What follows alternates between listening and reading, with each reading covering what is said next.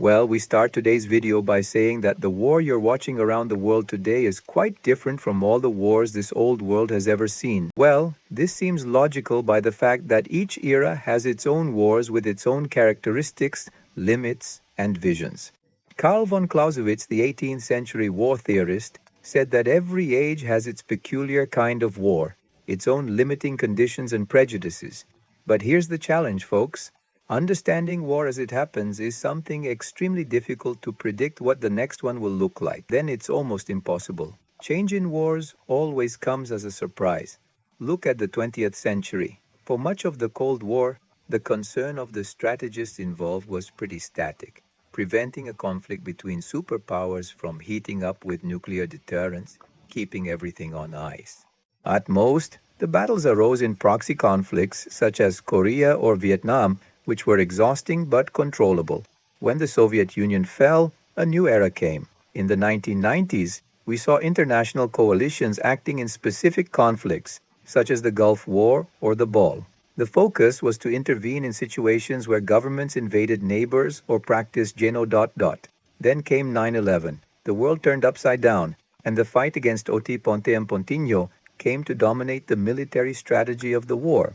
During this period, wars between states took a back seat. What really caught our attention were organizations like Al-Qaeda, and later, the __ state fighting in the shadows in remote places. Now, in 2022, we have a historic turn, the start of the war in Ukraine, a large-scale land war, the largest in Europe since World War II.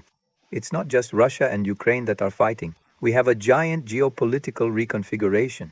The United States and NATO, for example, are practically participating in the conflict, providing unprecedented support to Kiev, while countries like China and Iran more discreetly support Moscow. And to add even more complexity, in 2023, Hamas's brutal attack on Israel brought yet another crisis that quickly escalated into a regional conflict involving multiple states and non-state groups. It seems, of course, that we have left an era of limited wars to a time of comprehensive conflicts. It is as if we return to the concept of total war, total mobilization of resources, prioritizing war above everything else, attacks on different types of targets. It's just that now, with new technologies and deeply interconnected economies. So we're talking about something completely new. They want to know how this changes the future of strategies and what planners need to think about for the next few years. So, to understand, it is essential to revisit some predictions made about a decade ago. At that time, numerous experts believed that future conflicts would become quicker, with a strong synergy between humans and intelligent machines. Autonomous tools like drones would become prominent, and both physical and cyber arenas would emerge as the new strategic battlegrounds. Some of these predictions have come true, others have not. For example, drones have really revolutionized the battlefield. Just look at what is happening in Ukraine. There, we have everything from aerial drones launching missiles to things like robot dogs patrolling the trenches. But at the same time, nuclear threats have once again dominated discourse. Ruth has already made hints about using nuclear weapons and even positioned some in Belarus. China is expanding and diversifying its nuclear arsenal, making the global balance even more complex than a bipolar dynamic between the United States and Russia. We are now seeing a tripolar scenario. Now, this is where things get really intriguing. The continuous call of conflict has changed. Before we could categorize the types of warfare into insurgencies having bridge to bridge at the lowest level, conventional wars in the middle, and nuclear threats at the top, right? Today, all of this seems to collapse into a single spectrum. In Ukraine, we have autonomous drones, trench battles, as in World War I, and the shadow of nuclear weapons hanging over the Middle East. It is a mix of sophisticated missile attacks and more traditional confrontations such as gunmen and motorcycles. In the Indo-Pacific, the dispute is at sea and in the air, with military exercises around Taiwan increasing tension. Then, speaking of the sea, this space became more strategic. During the post-9/11 era, most maritime attacks targeted land areas. Today, the seas themselves have become battlefields. You want an example? Ukraine destroyed the sea of 20 Russian ships in the Black Sea and Red Sea. Attacks by groups like ICUs have virtually closed off a route to commercial shipping.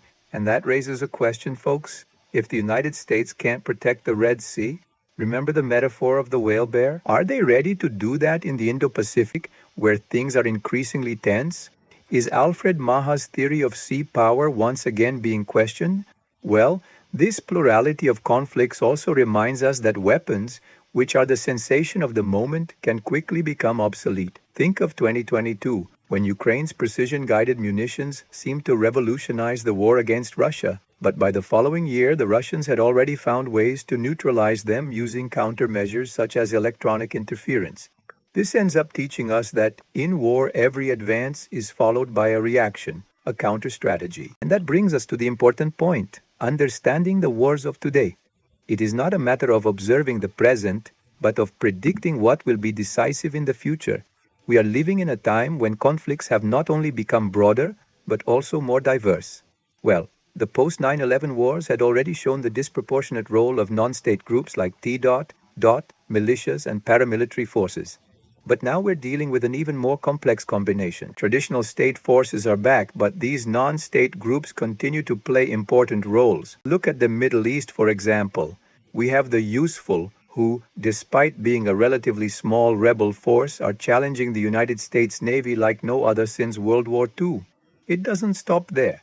With Iran's help, they are manufacturing their own drones and attacking in the air and sea. In Ukraine, the scenario is equally complex. There, Kiev's regular forces are fighting side by side with international volunteers, something we haven't seen on such a large scale since the Spanish Civil War. Meanwhile, Russia employs mercenaries from the Wagner Group and even convicts sent directly to the battlefield. All of this makes the task of building partner forces even more complicated than it was at the time of the wars in Afghanistan and Iraq. At that time, the focus of the United States, China, and even Russia was to help allies fight threats, bridge punches, and insurgencies. Now the situation is quite different. Aid to Ukraine, for example, requires the United States and its allies not only to provide weapons, but also to teach Ukrainians how to use cutting-edge equipment in a war against another state. We see the same thing on the opposite side. And look how interesting. The United States needed to form an unprecedented international coalition with more than 50 countries to coordinate the supply of war material to Ukraine. This is the most complex and rapid effort ever made to build the military capability of a single country. Sometimes equipment arrive in Ukraine in a matter of days. Of course, we cannot ignore the political issue, and political decisions end up being delayed much more than logistical problems. But of course, there's always a cost, right? Transferring valuable equipment to allies can impact the military readiness and credibility of the transferring country. Moreover, this assistance is not only technical, it is also political. It is often necessary to carefully decide how and when the equipment will be used, especially to avoid crossing the so-called red lines of opponents, right? And as we've seen lately, even those red lines aren't as red as we thought. And we cannot ignore the role of the defense industries of the war industry. Countries such as Russia, China, Iran, and North Korea are expanding or revitalizing their industrial capabilities to sustain conflicts. What about European countries that have had great difficulty producing ammunition in sufficient quantities to supply Ukrainians from one hour to another? Everyone is concerned about how to create the ideal conditions to avoid or prepare for future conflicts, such as a situation involving, for example, the Taiwan issue. Learning from the war in Ukraine has been extremely important. Strategies such as building regional coalitions, rapid delivery of assistance, and adaptation to realistic scenarios are already being applied to strengthening Taiwan's defense and also to strengthening the Chinese capacity to invade the island. But of course, these actions, at the same time that it can bring stability, can be destabilizing elements, since the expansion of power beyond natural historical limits can end up forming fears and consequently preventive actions against the hypothetical threat that was dealt with expansionism. But here's an important point. In the future, strategists will have to deal not only with state forces, but also as the wide range of insurgent actors, mercenaries, and even commercial companies. Do you remember that during the post-9/11 era, the word deterrence almost disappeared from the vocabulary? After all, at that time, the main concern was groups like Al-Qaeda and the Islamic State, non-state actors that could not be deterred in traditional ways. It was often referred to as a clash of civilizations. Today's scenario presents a stark contrast over just a few years. Deterrence now stands as a key concept in nearly all foreign and security policy discussions across any platform addressing the topic, including our channel.